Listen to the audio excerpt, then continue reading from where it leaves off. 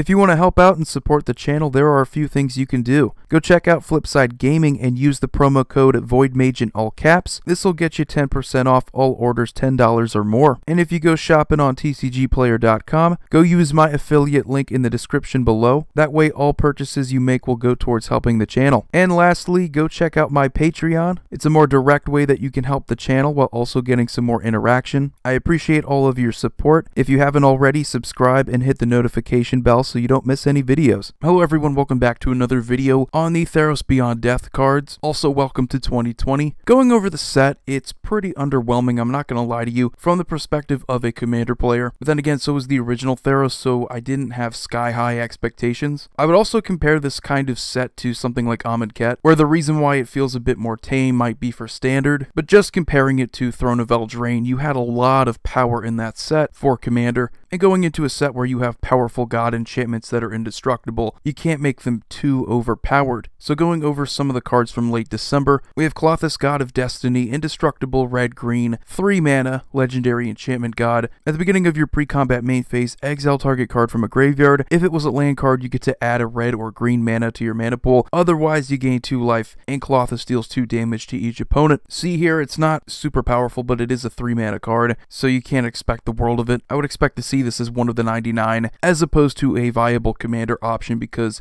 she is pretty weak. We also got a reprint of Grey Merchant of Asphodel, which don't know how desperate people were for that one, but if you have to add power, I guess you have power right there. Going over some of the legendary creatures, I'm not going to go over every single card here. We have Gallia of the Endless Dance, red-green haste, other satyrs you control get +1/+1 and have haste. Whenever you attack with 3 or more creatures, you may discard a card at random. If you do, draw 2 cards. Nothing super powerful here. You could go for Satyr Tribal, which we don't have. It's just a shame that it's relatively weak Satyr Tribal. +1/+1 and haste isn't terrible, but it's not enough to make them an actual viable tribal deck. Then we have another new version of a previous god, Nylea Keen-Eyed. She's also 4 mana, 5/6 indestructible. Same thing as before, if your devotion to green is less than 5, she isn't a creature. Creature spells you cast cost 1 less to cast. You can pay 3 mana at any time, reveal the top card of your library. If it's a creature card, put it into your hand. Otherwise, you may put it into your graveyard. That's a very good ability. Awesome mana sink in addition to giving your creatures cost reduction. I still like the trample that the previous one offered, but this Nylea is by no means a bad card. We have an interesting card here in Underworld Breach. 2 mana red enchantment. Each non-land card in your graveyard has escape. The escape cost is equal to the card's mana cost plus exile 3 other cards from your graveyard. And at the beginning of the end step, sacrifice Underworld Breach. It's pretty much a worse red Yawgmoth's Will, requiring you to exile cards in your graveyard, but if your graveyard is full, this could be a good card in red commander decks. We also see the return of the Scrylands, which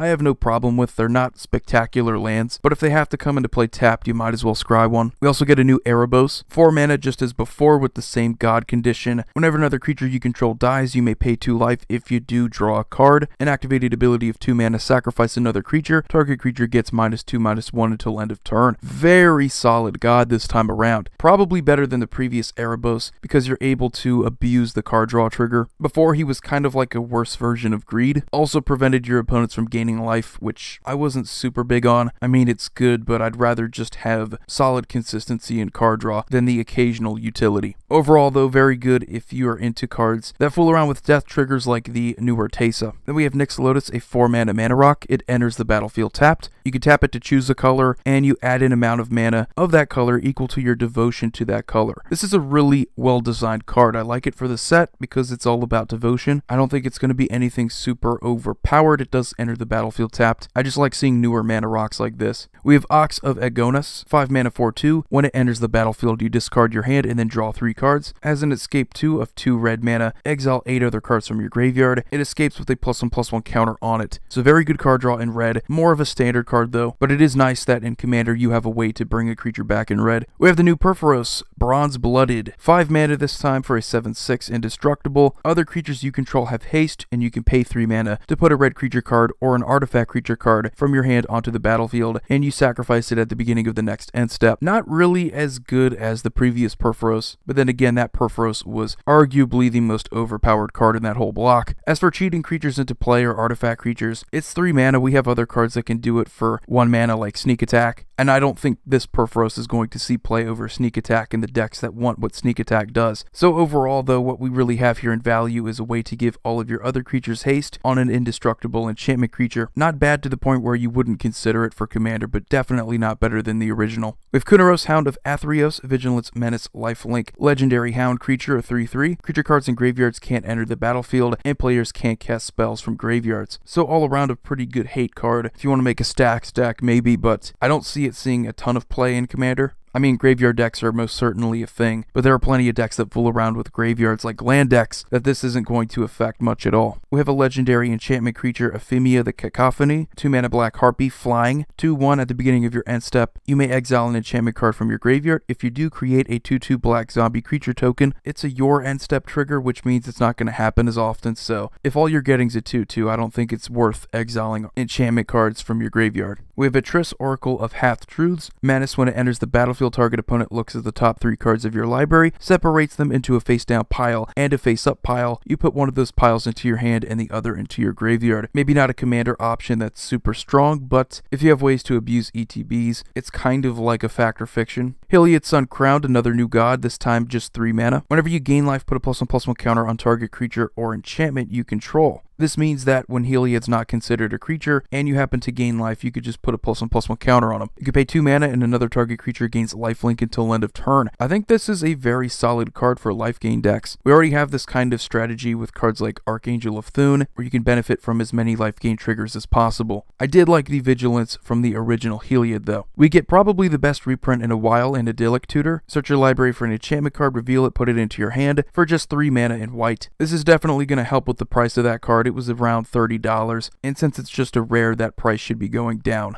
We have a newer Polukranos Unchained, 4 mana in Golgari colors this time. Legendary Zombie Hydra. It enters the battlefield with 6 +1/+1 counters. It escapes with 12. If damage would be dealt to Polukranos, while it has a +1/+1 counter on it, prevent that damage and remove that many +1/+1 counters from it. And you can pay 3 mana to have it fight another target creature. The escape cost is 6 mana in total, and you have to exile 6 other cards from your graveyard. Overall, not super involving, just a bigger creature with +1/+1 counters that can act as removal. Probably going to have a bigger impact in smaller formats, things like limited and standard. Also have Dalikos, Crafter of Wonders, 3 mana. Is it colored legendary Merfolk Artificer? You can tap him to add 2 colorless to your mana pool, but you can only use that mana to cast artifact spells or activate abilities of artifacts. Equip creatures you control have flying and haste, so lends himself pretty well to equipment decks. This time your equipment deck is going to be in Is It colors. Pretty cool that you can give the creatures flying and haste, but I don't really see much else there. Not really enough to take away equipment strategies from more of the white decks that can synergize with them in better ways. But anyway guys, those are the spoilers, most of them anyway. Again, pretty underwhelming, but I didn't expect much from it anyway. Would like to see some more of the Constellation cards though. I thought that was one of the coolest mechanics from the original Theros block. You all have a wonderful day. Void here signing off. See you all next video. Just wanted to say thanks to the patrons who are supporting me on patreon.com. Go check it out. There are different tiers with their own rewards. One of them is having your name in the credits of my videos. I know it's not much, but it's something that I can do to show my appreciation. Thanks again, and have a good day.